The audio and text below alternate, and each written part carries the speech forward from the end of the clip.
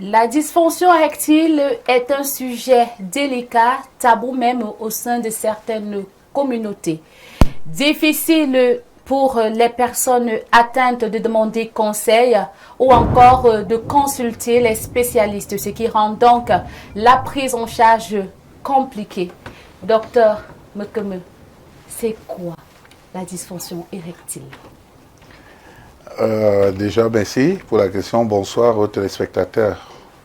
La dysfonction érectile, c'est simple, c'est tout simplement une incapacité, impossibilité de maintenir une érection jusqu'au top pour satisfaire la partenaire. Donc, quand on a déjà ce genre de problème, c'est-à-dire on est incapable de maintenir une bonne érection pour satisfaire la partenaire, on entre dans la dysfonction érectile. Donc, les causes peuvent être multiples, organiques, psychologiques ou bien mixtes, organiques et psychologiques. Voilà. On y reviendra. Mais comment se présentent les symptômes? Les symptômes sont divers. Oui, on va les symptômes sont divers, oui. Il faut faire attention. Il ne faut pas confondre une panne sexuelle avec un dysfonctionnement érectile. Les pannes sexuelles, tous les hommes les connaissent. Tous les hommes. Aucun homme ne peut vous jurer qu'il n'a jamais connu de panne sexuelle. Donc c'est un problème courant, vous voulez avoir une relation sexuelle, et paf, ça ne marche pas. C'est normal. Ce n'est pas un dysfonctionnement érectile. Non. L'éjaculation précoce aussi. Il y a des gens qui viennent nous voir souvent en consultation et qui nous disent que à peine l'acte a commencé, ils ont éjaculé. Ce n'est pas un dysfonctionnement érectile, c'est des pannes sexuelles. Donc, quand vous dites tous les hommes là, c'est quel âge? Oh, dans la littérature déjà, c'est une très belle question. Dans la littérature déjà, selon les données de l'OMS, nous sortons déjà le 5 février, on dira, par là, nous avons organisé une masterclass sur la dysfonction érectile, quoi de neuf. Nous avons fait venir les panélistes de toute l'Afrique de l'Ouest, l'Afrique centrale, les experts camerounais, même les anthropologues, les psychiatres, ils étaient là. Et il en ressort de cette histoire que c'est un problème vraiment dont la manifestation est individuelle. Chacun a sa façon dont ça se présente. Et il y a ceux qui perdent complètement la possibilité d'avoir une érection rigide. Et il y a ceux qui ont des pannes après le début de l'activité. C'était rigide, ça s'écroule. Et il y a ceux qui n'arrivent pas à enchaîner un deuxième coït après le premier.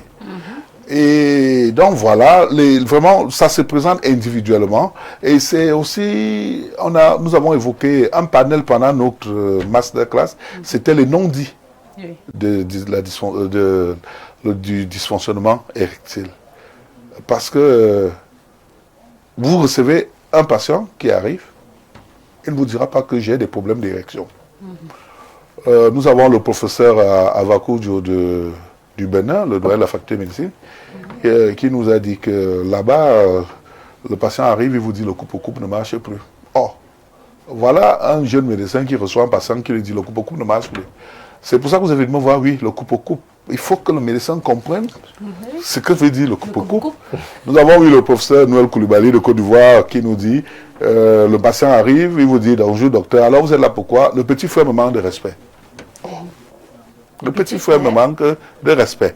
Donc, c'est un problème tabou dans notre société. Oui. Et le truc le plus complexe, c'est que quand vous évoquez ce problème, vous êtes classé directement comme impuissant sexuel. Et comme personne ne veut se retrouver dans ce groupe, les gens préfèrent se taire. Oui. Voilà. Donc, la manifestation est vraiment individuelle et personnelle. D'accord. Donc, la tranche d'âge, 18 ans? Non, nous avons pensé, selon les données européennes, nous avons pensé que c'était après 40 ans où on a une prévalence qui va à 60-70%. Mais on est surpris, au Cameroun, nous avons passé de très bonnes données, mais les quelques données que nous avons à Douala et Yaoundé, 40%, c'est même jusqu'à 25 ans. À Yaoundé, ça descend même encore plus. Alors quel est le problème? Quelles sont les causes? Je crois que nous allons en débattre dans la suite de l'émission. Voilà. D'accord. Quels sont les problèmes? Quelles sont les causes? Quelles sont les causes? Les causes sont multiples. Oui. Le problème de l'érection est un problème anthropologique. Oui. l'érection, il y a le côté organique, il y a le côté psychologique, il y a l'organique ou psychologique. Quand on se base du côté organique, ça signifie que toutes les pathologies qui peuvent impacter la qualité de circulation sanguine peuvent avoir une conséquence sur le dysfonctionnement érectile, qui n'est pas une maladie, ce n'est qu'un symptôme. Parce qu'il y a des gens qui pensent qu'on a un dysfonctionnement érectile, c'est une maladie. Non, c'est un symptôme annonciateur d'un autre problème qui est caché. Okay. Et ça signifie qu'il faut consulter, parce que la prise en charge dépendra déjà de la cause, et c'est à la suite de la cause qu'on pourra trouver les moyens. Donc, c'est ça. D'accord. Donc, vous avez, par exemple, les diabétiques, nous avons le professeur Étoile de l'hôpital central, nos jeunes agrégés, nouvellement, qui, pendant donc, masterclass, nous ont dit qu'en diabétologie, par exemple, la moitié des diabétiques ont des problèmes de dysfonctionnement érectile.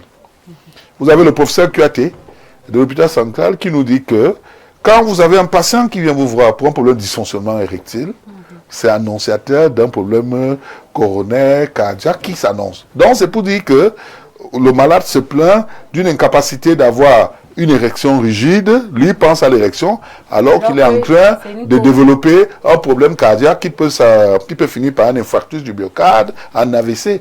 Pourquoi? Parce que c'est un problème coronaire. Donc, nous pensons au niveau organique que les troubles de circulation dans les vaisseaux sont généralement la cause la plus fréquente, en dehors des autres causes qui peuvent exister, bien évidemment. Parmi ces autres causes, nous avons, vous avez parlé tout à l'heure des maladies comme le diabète, l'hypertension, l'athérosclérose. La consommation de ces substances illicites-là, la consommation des choses comme on appelle vulgairement au quartier le poutoulou, le Viagra. Oui, le Viagra, ce n'est pas au quartier, le Viagra, c'est un médicament qui est donné, c'est Sildenafil qui est donné pour stimuler l'érection. Et parce que n'oubliez pas que l'érection a le côté libido et le côté mécanique. Alors, les médicaments que nous donnons, c'est pour améliorer la circulation sanguine dans ce qu'on appelle le moteur de l'érection, qu'on appelle le corps caverneux. Parce que le corps caverneux n'est rien d'autre qu'une éponge vasculaire. Donc, quand on dit une éponge vasculaire des vaisseaux, pour que ça rentre en érection, il faut que le sang remplisse. Et quand il y a un problème de remplissage, il y aura bien évidemment des problèmes de rigidité.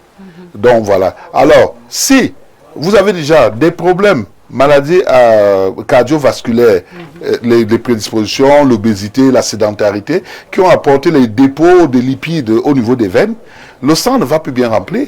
Même si vous prenez le Viagra, même si vous prenez votre molécule, Botoulou, le sang aura de la peine à remplir efficacement.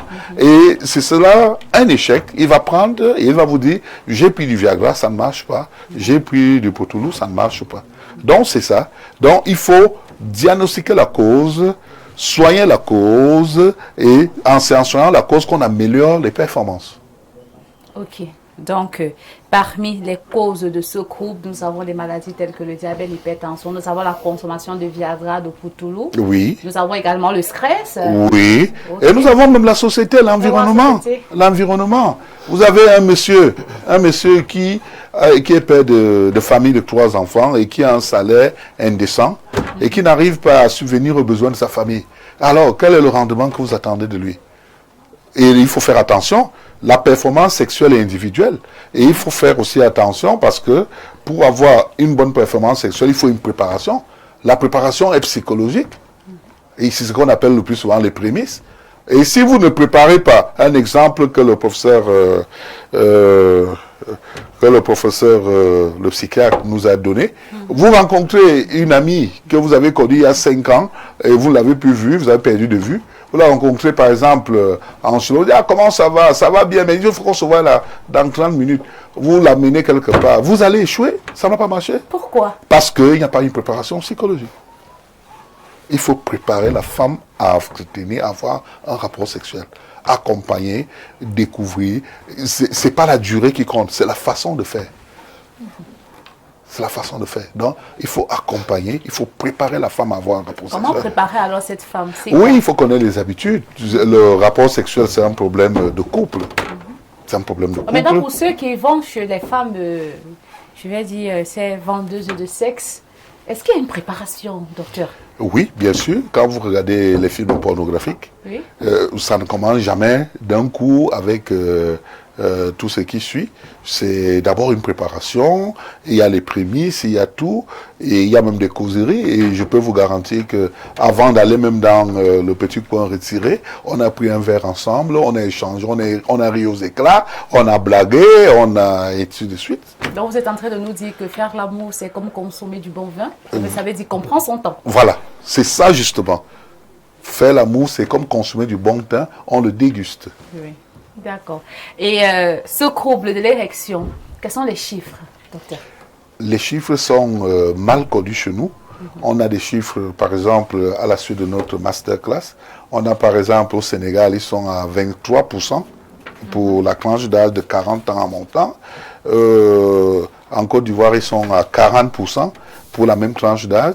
Le Congo, République, ils sont à une trentaine, 35%. Au Cameroun, nous n'avons pas des chiffres précis, mais il y a des études du professeur Angwa Fouadouala qui nous donnent des chiffres de 30-31% dans la population. Et à Yaoundé, nous avons quelques études à l'hôpital central qui nous parlent de 26%. Et le problème de tranche d'âge se pose, c'est-à-dire, on n'arrive plus à dire 40 ans. Aujourd'hui, on dit entre 10 et 40% des hommes qui sont en âge d'avoir des rapports sexuels, ils vont connaître les problèmes de dysfonctionnement érectile. D'accord.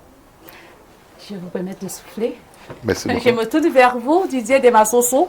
En Afrique, dans les pays comme le Cameroun, nous verrons que la dysfonction érectile est considérée comme une maladie de la honte.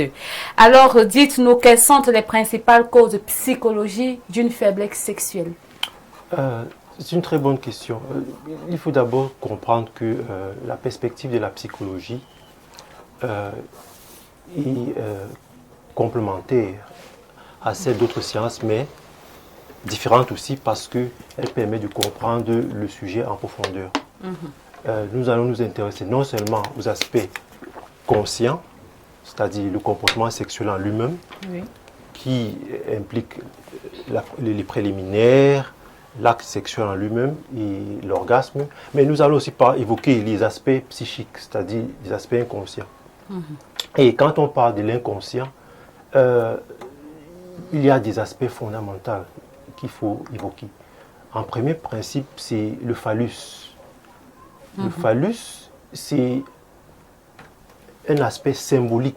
Ce n'est pas le pénis, ce n'est pas l'organe organique qui est en érection. Mais de manière symbolique, ce phallus a une importance capitale sur la représentation de la virilité du sujet africain ou bien humain, masculin principalement.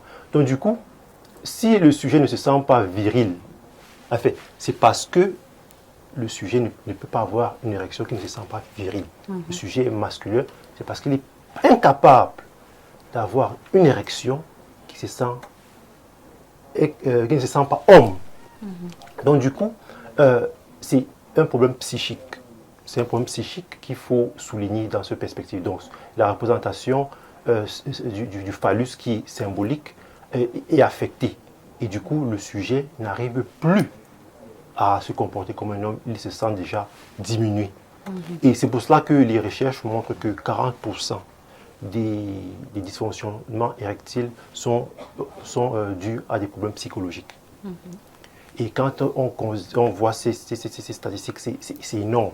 Et ce qui est encore intéressant, c'est que les 60% qui ne sont pas dus aux problèmes psychologiques ont des conséquences psychologiques. Donc c'est littéralement un cercle vicieux. Oui. Parce qu'on a un problème, comme le docteur le disait tantôt, on a un problème de santé physique comme le diabète, on a un problème d'érection, ça nous entraîne des maladies mentales.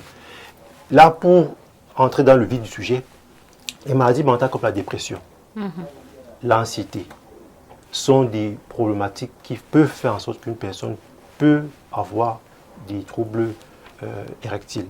D'accord. Il y a aussi d'autres problématiques psychologiques importantes qu'il faut souligner, notamment les traumatismes infantiles, des hommes qui ont été violés quand ils étaient petits, On n'en parle pas beaucoup parce que tout ce qui touche la sexualité masculine est Reste vraiment tabou. très tabou. Ouais. Très, très tabou. C'est ça, c'est ça. Les viols à l'enfant, la société camerounaise, africaine en général, est plein de récits où des jeunes hommes ont été violés chez eux par des tantes, des cousines, etc., etc. Ça peut aussi entraîner des troubles érectiles. Et aussi la consommation de pornographie. La consommation de pornographie est un facteur aussi psychologique qui peut affecter le trouble érectile. Il y a aussi l'hyposexualité. Revenons sur la consommation de pornographie, c'est quoi? C'est parce qu'on voit l'acteur faire qu'on a l'impression qu'on peut faire comme lui. Expliquez-nous un peu mieux ça. D'un point de vue psychique, c'est la pornographie en lui-même fausse la représentation de la sexualité. Enfin, non, de l'acte sexuel, pas de la sexualité, de l'acte sexuel. Parce qu'il n'implique pas, il ne tient pas compte, par exemple, des préliminaires qui sont nécessaires pour que, parce que quand on regarde la courbe qui amène à l'orgasme, il y a naturellement un temps de préparation. Mais Donc, dans la pornographie, ce temps de préparation est complètement coupé. Donc du coup, le jeune ou l'homme qui voit cette image érotique ou pornographique ne peut pas forcément comprendre qu'il faille une préparation à l'acte sexuel. Du coup, d'un point de vue psychique, ça crée des blocages. C'est pas mécanique. En fait, mais pour être plus clair, l'acte sexuel n'est pas mécanique. C'est vraiment un processus qui prend du temps parce que le corps doit sécréter les hormones nécessaires à ce que tout soit dans le... Donc, il y a la pornographie qui est un élément important. Il y a aussi l'hyposexualité, c'est-à-dire l'absence de désir. Parce que pour avoir une érection, il faut désirer la femme. Voilà. Mais, à cause du stress, par exemple, un homme peut ne pas désirer même la plus belle femme du monde. Donc, du coup, ces aspects psychologiques sont récurrents, même méconnus des hommes. Et c'est très important que cette émission puisse faire l'objet de ces discussions. Cette faiblesse sexuelle, ce trouble de la sexualité, comment ça affecte l'homme lui-même déjà, avant d'affecter le couple? Comment ça affecte l'homme? Ok. Tout commence avec la représentation du pénis, qui nous avons appelé le phallus, parce que le pénis, lui, il est juste l'organe organique. Mais d'un point de vue psychique, d'un point de vue inconscient, il a une valeur, il a une fonction. Et cette fonction, c'est la virilité, le pouvoir, la force. Donc du coup, un homme qui ne peut pas avoir une érection, se sent faible. Donc il y a les problèmes d'estime de soi. Et malheureusement, les problèmes d'estime de soi engendrent encore des problèmes d'érection. Parce que si il se sent déjà faible, ça veut dire qu'il n'aura pas d'érection. Et comme il n'aura pas d'érection, il va se sentir faible. Donc c'est quasiment un cercle vicieux qui va se porter. Donc c'est très important de noter que c'est d'abord la perception et la fonction symbolique du pénis qui, au niveau psychique, renvoie de façon très simple au pouvoir. L'homme se sent fort parce qu'il bande, parce qu'il a une érection. Mais quand il ne peut pas le faire, la fonction que le pénis donne de façon symbolique, qui est l'autorité, le pouvoir, est absent, ça lui rend faible. Et quand il est faible, ça entraîne encore d'autres problèmes psychologiques. Ça aggrave son cas. Ça aggrave son cas. Donc du coup, c'est justement ça. Donc traiter les problèmes de dysfonctionnement érectile reviendrait à recentrer l'homme dans sa véritable fonction d'homme dans une société. Sa virilité? Oui. Si on veut, oui, dans sa vérité, dans sa virilité, dans tous les sens. Ouais. Dans une société qui devient de plus en plus complexe, avec les gens, enfin, genré et complexe, ça devient déjà de plus en plus complexe. D'accord. Et qu'en est-il du couple? Naturellement... Parce que l'homme, là, vraiment, il se sent plus viril, il se sent plus homme, mais maintenant, le couple. On ne peut pas parler de sexualité sans faire intervenir le genre féminin. Et tout le désir sexuel se produit naturellement parce qu'il y a un sujet femme à côté. Donc naturellement, on peut se dire aussi que les troubles érectiles ont un rapport à voir avec la femme qui est à côté du monsieur qui a ce trouble. Donc du coup, traiter ou bien parler des dysfonctionnements érectiles dans le couple reviendrait à mettre aussi la responsabilité de la femme dans la genèse du stress, dans... quand j'ai la genèse, c'est-à-dire, est-ce qu'elle comprend, par exemple, que l'homme est sujet au stress? Parce qu'en effet, les hommes sont sujets au stress de façon totalement différente des femmes. Il faut que les femmes le comprennent et ça permet à ce qu'elles peuvent facilement gérer son homme. Est-ce qu'elle comprend aussi, par exemple, que l'homme peut avoir des pannes, comme le disait, parce que ça fait passer l'éducation à la sexualité. Donc, il faut que le couple ait une littératie en éducation sexuelle assez élevée pour que les troubles érectiles ne deviennent pas un problème comme c'est en train de vouloir l'être. Parce que, en effet, les statistiques le montrent, c'est un problème assez fréquent chez les hommes. Voilà. Donc, la femme peut être la cause? Dire que la cause, c'est peut-être extrémiste, mais nous devons dire que si elle ne joue pas son rôle d'accompagnement, voilà. Donc, elle doit comprendre que son conjoint peut avoir ce trouble-là, elle doit l'accepter. Accepter, l'accompagner et l'aider même déjà peut-être à résoudre le problème. Par des discussions, des échanges. Moi particulièrement, j'exige souvent que les femmes accompagnent leur époux quand il y a ce problème. Est-ce que les époux acceptent de se faire accompagner? Oui, déjà, quand le plus souvent, je constate de plus en plus que quand le problème se pose, c'est la femme même qui accompagne l'homme, qui recommande. Mais là, c'est dans le cas où l'homme a accepté qu'il a un problème. Parce que nous avons mené notre petite enquête, l'équipe de production de Cœur de la Santé, et on s'est rendu compte, certaines femmes nous ont dit, voilà, il va même dire que c'est moi le problème. Oh, je ne l'attire plus. Oh, je suis plus sexy. Je ne suis plus. Il rejette la faute sur moi et pourtant lui-même il sait dans son fond intérieur que c'est lui le problème. Non, le problème c'est comme il a dit tout à l'heure, c'est un cercle vicieux. La peur de l'échec entraîne l'échec. Absolument. Et il y a la petite phrase des femmes, ah te voilà qui recommande, après tu vas me laisser en chemin. Et immédiatement, le monsieur va s'organiser. Le plus souvent dans la culture traditionnelle chez nous, c'est que quand papa va dormir ou maman va dormir, l'un suit l'autre. Ben, quand il y a déjà ce genre de petites phrases, tu vas m'entraîner et tu vas m'abandonner en chemin. Plus souvent, quand la dame monte pour dormir, c'est là où le monsieur zappe la chaîne pour regarder le film jusqu'à 2h, 3h du matin. La peur de l'échec. Donc, le cercle vicieux est en train. Donc, c'est pour cela que nous demandons toujours dans les consultations l'accompagnement des femmes pour qu'elles comprennent le rôle psychologique. Parce que nous l'avons dit tout à l'heure, organique et psychologique ou bien mixte. Et c'est presque toujours mixte. Il y a les deux qui se suivent. Parce que même si ça commence par un problème organique, par la suite ça devient psychologique.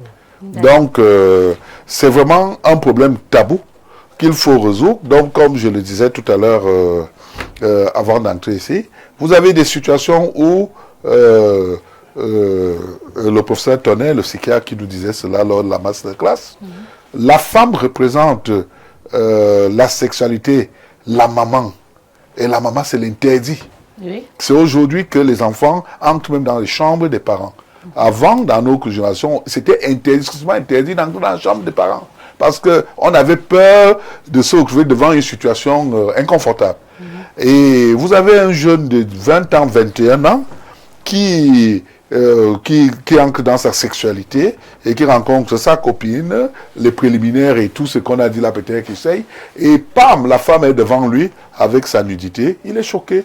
Le professeur Tonnet avait dit, il appelle ça une castration visuelle. Et le monsieur est bloqué. Alors on va appeler ça comment? D'où l'intérêt d'une éducation sexuelle. D'accord. Fidèles téléspectateurs, chers invités, on va faire une petite pause. La faiblesse sexuelle reste un sujet tabou. Néanmoins, les citoyens camerounais sont exprimés sur le sujet au micro de Franck Onana et Saliou Obambimbi. Regardons. Mais j'ai entendu parler de ça, le dysfonctionnement érectile, effectivement. D'après ce que je vois à l'Internet, c'est une maladie qui se présente chez les garçons. Et je crois que ça commence à partir de 35 ans, 40. C'est possible. Mais la cause principale, selon ce que j'ai vu dans l'Internet, c'est une baisse de testostérone. Donc, qu'est-ce qu'on dit?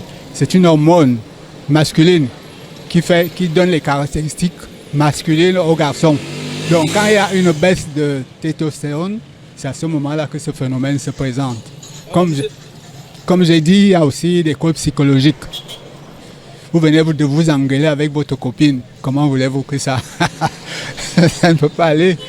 Et ça, c'est ça que j'appelle cause psychologique. Mais la cause physique essentielle, c'est cette baisse de testostérone.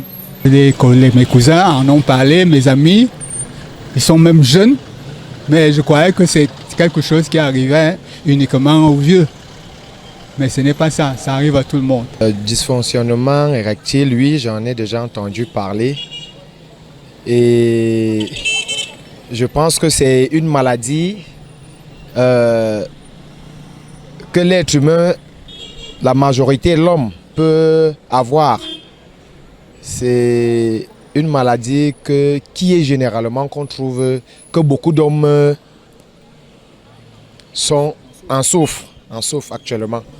Oui, j'en connais quelques proches qui sont venus même auprès de moi demander les conseils s'il y avait un médicament à prendre. Bon, toutefois, je les ai seulement envoyés aller au village, trouver les écorces et traitez-vous. Et nous ne savons pas comment le traiter. Quand on dit dysfonctionnement, ça veut dire que c'est un organe qui ne fonctionne pas normalement. On entend, on connaît aussi certaines personnes, peut-être dans la famille aussi, on sait. Bon, comme c'est un sujet tabou, les gens n'en parlent pas beaucoup. Personnellement, pas. Moi-même, personnellement, pas. Je suis père de plusieurs enfants. Moi-même, j'ai eu ce problème la fois dernière au point où je me suis touché, je me suis posé la question, c'est comment. Mais quand je suis allé à la maison, je croyais que peut-être comme j'étais avec la petite, ça a fait ça. Je suis allé à la maison maintenant, là, quand même la propriété de la maison, elle a pu réactiver jusqu'à ce que c'est venu. Bon, je ne sais pas par quel miracle. Elle nous a dit que ça soit avec les écorces. Là. Il faut prendre le vin blanc mélangé avec donc les choses, je ne sais pas. On nous a dit que ça se soit avec les écorces. Parce que je ne peux pas me satisfaire, je veux rester avec lui comment? Alors qu'il est impuissant, je veux rester avec lui. Si je reste avec lui, c'est seulement pour qu'il me donne l'argent. Le reste, je cherche un bon gars, un bon